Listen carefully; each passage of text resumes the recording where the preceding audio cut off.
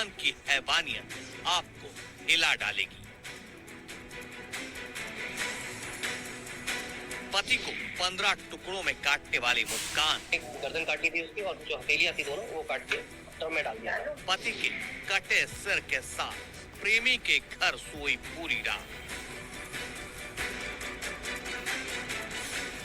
दुनिया इन दोनों की सच्चाई जान चुकी है। इन दोनों की हैवानियत की अब देश भर में चर्चा है।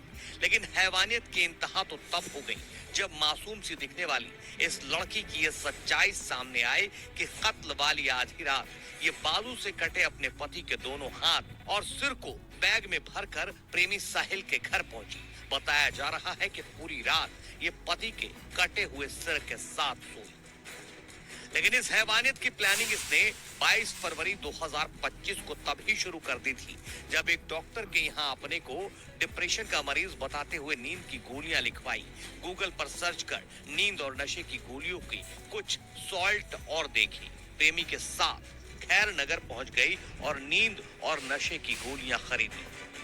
दोनों ने बाजार से मीट काटने वाले 800 रुपए के 2 चाकू, 300 रुपए में उस्तरा और पॉली बैग खरीदी और फिर दोनों सही मौके के इंतजार में रहे।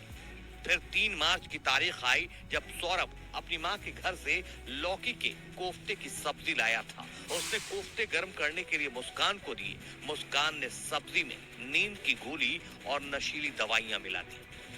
सौरभ के सोने और बेहोश होने के बाद मुस्कान ने अपने प्रेमी साहिल को कॉल करके घर बुला लिया। साहिल घर पहुंचा और दोनों ने मिलकर चाकू से ताबड़तोड़ वार कर सौरभ की हत्या कर दी। शव को बाथरूम में ले जाकर उस्तरे से पहले उसकी गर्दन काटी। इसके बाद पैर और कलाइयों से हाथ काटे।